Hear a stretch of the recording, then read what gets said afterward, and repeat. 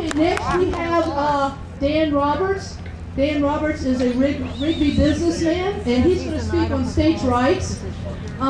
He is one of the patriots. He's one of the regular Americans that, I'm sure he has a busy life. I believe he owns 3 businesses. He's busy, but he sees that our country needs us, and he's willing to stand up. And so he's going to be running for one of the Idaho state representative seats. And Mr. Roberts, here you go.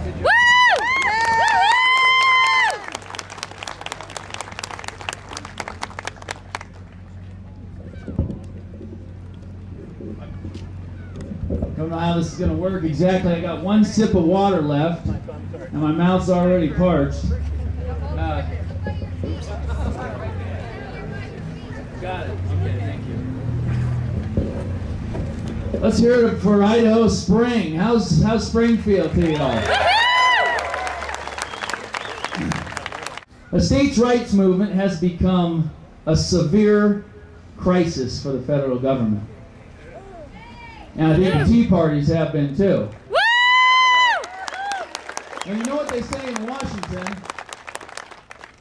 Never let a crisis go to waste. Anybody hear that before? You can do a lot of things when you have a crisis that you'd never be able to do in times past.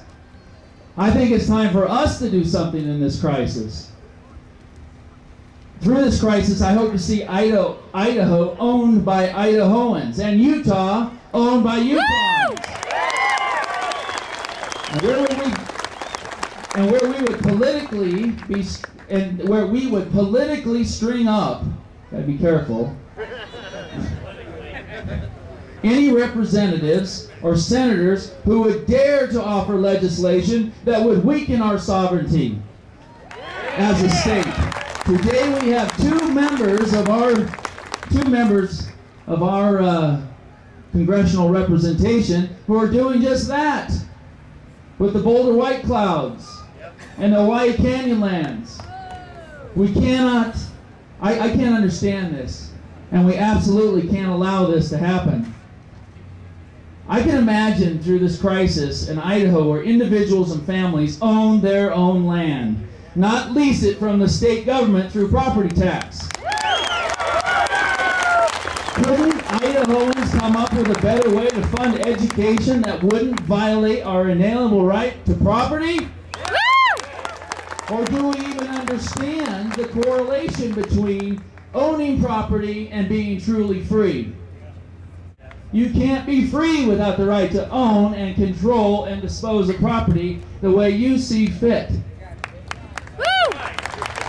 A state cannot be a sovereign entity under a Republican form of government unless individuals are recognized as sovereigns. For the state can only be a steward of delegated powers from the people. And if the people are not sovereign, they cannot delegate that power, which they do not themselves have. Rights come to individuals, not to governments.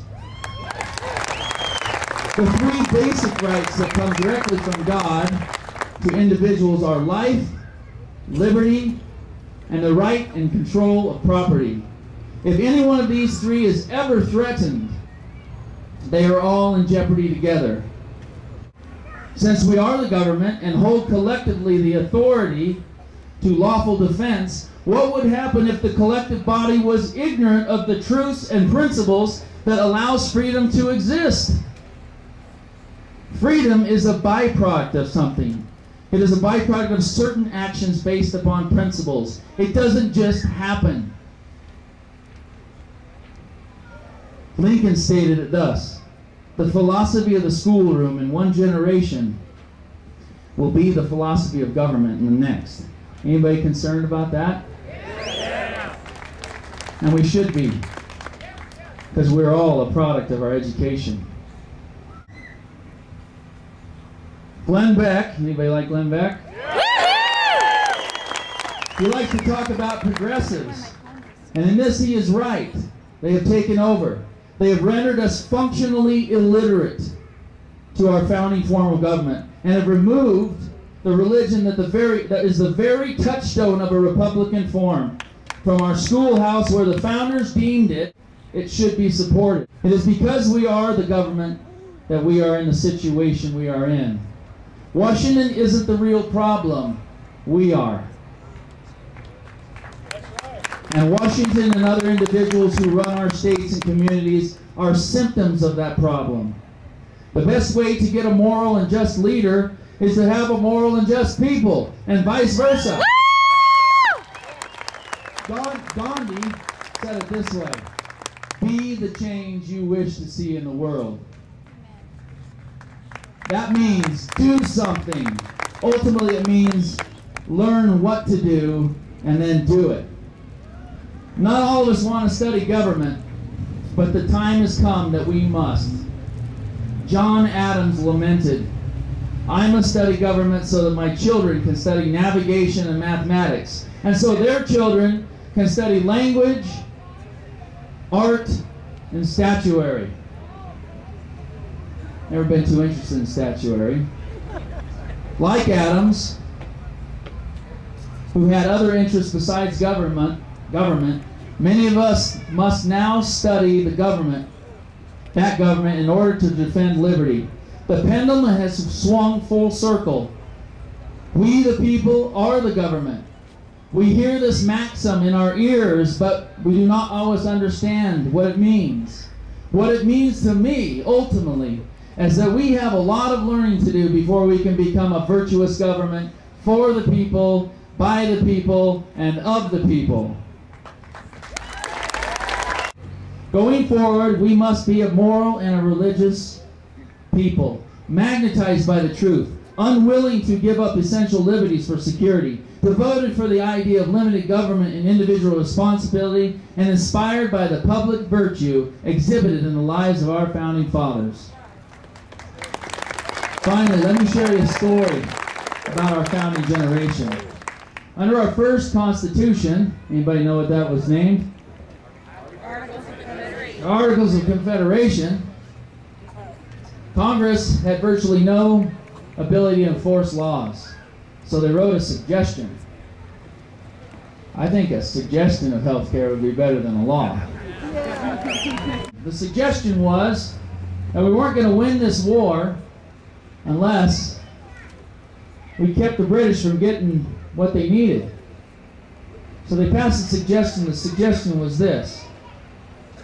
They suggested to the colonists to voluntarily burn their fields and crops and pack their stores and mercantiles with kerosene-soaked straw and burn them to the ground. This suggestion was answered by hundreds of people who had the hope for liberty and freedom. And because of their sacrifice and the like sacrifices of thousands of others, freedom, now true freedom, was their reward. They exhibited public virtue in quantities sufficient to provide them their desire. How many of you know Judge Andrew Napolitano?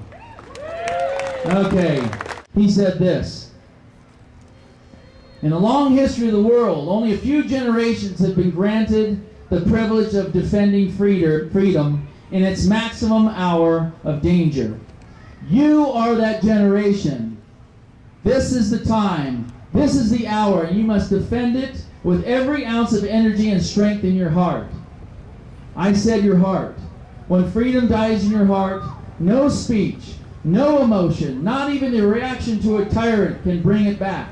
But when freedom is alive in your heart, no speech and no tyrant can take it away. May God bless us to learn quick, to be strong, and to act the part of the government. A government truly of the people, by the people, and for the people. God bless America, and God bless Idaho. Thank you, Dan. I really appreciate that. It makes me wonder how many of us would be willing to burn our fields in order to preserve this miracle that we have that's being destroyed by the current administration. Sounds like we need to clone you and send you over to Boise. So, thank you very much.